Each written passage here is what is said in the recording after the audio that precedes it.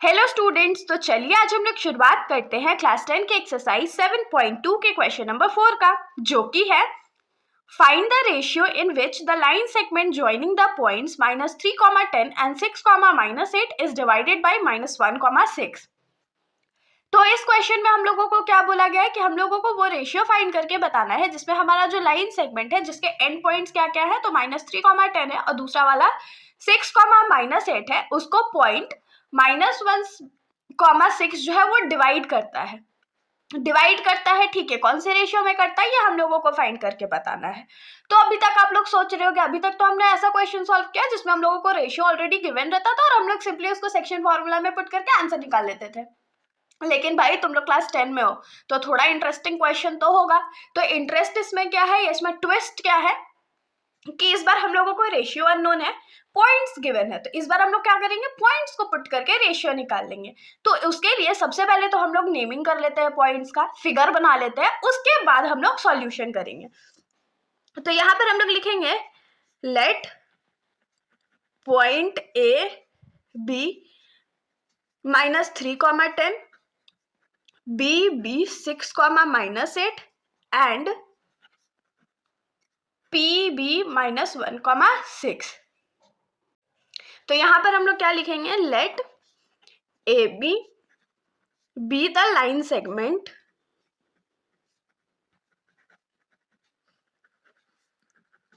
which is divided by the point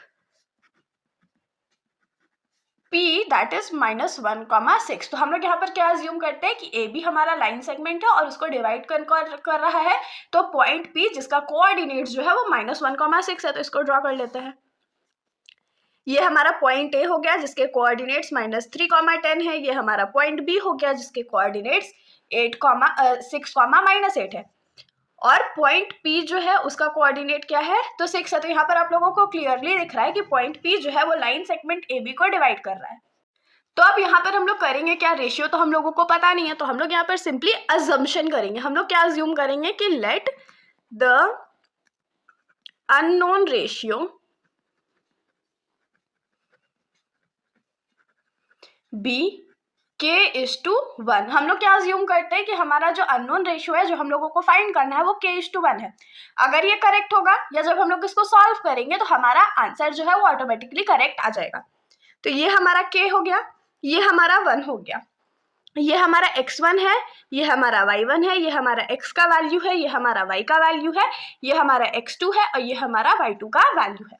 अब हम लोग सेक्शन फॉर्मूला का यूज करेंगे, तो लिखेंगे यूजिंग सेक्शन फॉर्मूला। और ज्यादा मेहनत इसमें करना नहीं है, बहुत ज्यादा सिंपल क्वेश्चन होता है, एग्जामिनेशन पॉइंट ऑफ व्यू से बहुत ज्यादा इंपॉर्टेंट है, बहुत सिंपल है इसको सॉल्व करना। अगर मान लीजिए सेक्शन फॉर्मूला में हम लोगों को x का वैल्यू निकालना होता है तो हम लोग क्या यूज करते हैं, m1 into x2 plus m2 into x1 divided by m1 plus m2। ये हमारा सेक्शन फॉर्मूला होता है। हम लोग सिंपली यहाँ पर वैल्यू पुट कर लेते हैं, m1 का वैल्यू हमारा k हो जाएगा, m2 का वैल्यू हमारा 1 हो जाएगा। तो x का वैल्यू हमारा क्या है, -1 है, m1 का वैल्यू k है, इंटू x2 का जो वैल्यू है हमारा 6 है, प्लस m2 का वैल्यू जो है हमारा 1 है, इंटू x1 का वैल्यू हमारा -3 है, डिवाइडेड बाई क्या हो जाएगा, k+1 हो जाएगा। अब ये जो k+1 है वो राइट साइड में डिवाइड में है, तो जब हम लोग उसको लेफ्ट साइड में भेज देंगे तो वो मल्टीप्लाई में हो जाएगा। तो जब मल्टीप्लाई होगा तो ये क्या हो जाएगा, k इंटू -1 क्या हो जाएगा, -k, माइनस प्लस माइनस और 1 1 जा 1, और 6 इंटू k क्या हो जाएगा, तो 6k प्लस माइनस माइनस 3 1 जा 3। तो अब हम लोग इसको क्या करते हैं, सिंपली सॉल्व कर लेते हैं। k वाला जो वैल्यूज है उसको इधर ले चले जाते हैं और जो हमारा न्यूमेरिक वैल्यू है उसको हम लोग RHS में लेके चले जाते हैं। तो ये क्या हो जाएगा, -k -6k, क्योंकि 6k जो था वो राइट साइड में प्लस में था, इसीलिए जब हम लोग उसको LHS में भेजे तो वो माइनस में चला गया, इज इक्वल्स टू -3। और ये जो 1 इधर माइनस में है उसको जब हम लोग राइट साइड भेज देंगे तो वो +1 हो जाएगा। तो यहाँ पर माइनस माइनस क्या होता है, प्लस होता है। सो 6 में अगर 1 ऐड कर देंगे तो हमारे पास क्या आएगा, 7 आएगा विथ माइनस साइन, और ये k हो जाएगा, और इधर क्या हो जाएगा, माइनस प्लस माइनस होता है, तो 3 में से अगर 1 चला गया तो क्या बचेगा, 2 बचेगा। और क्योंकि हमारा 3 बड़ा था तो साइन भी 3 का लगेगा तो माइनस हो जाएगा। यहाँ पर देखिए LHS में भी माइनस, RHS में भी माइनस, इसको हम लोग कट आउट कर देते हैं।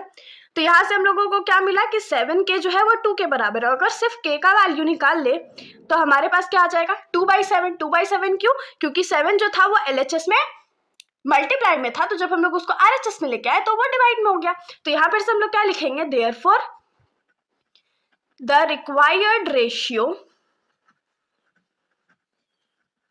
इज 2:7। 2/7 को हम लोग 2:7 भी लिख सकते हैं। तो हमारा जो रिक्वायर्ड रेशियो है वो क्या आ गया, तो 2:7 आ गया। तो होप सो कि आप लोगों को सॉल्यूशन समझ में आया होगा। आगे से आप लोगों को ये याद रखना है कि जब भी हम लोगों को रेशियो फाइंड करने के लिए क्वेश्चन दिया जाएगा तो हम लोग बहुत सिंपली अननोन रेशियो को k:1 निकालेंगे और उसके बाद सेक्शन फॉर्मूला यूज करके बहुत सिंपली आंसर भी आ जाएगा। तब तक के लिए वीडियो अच्छी लगी तो वीडियो को लाइक करिएगा और मेरे चैनल को बिना सब्सक्राइब करे कहीं भी मत जाइएगा। Thank you.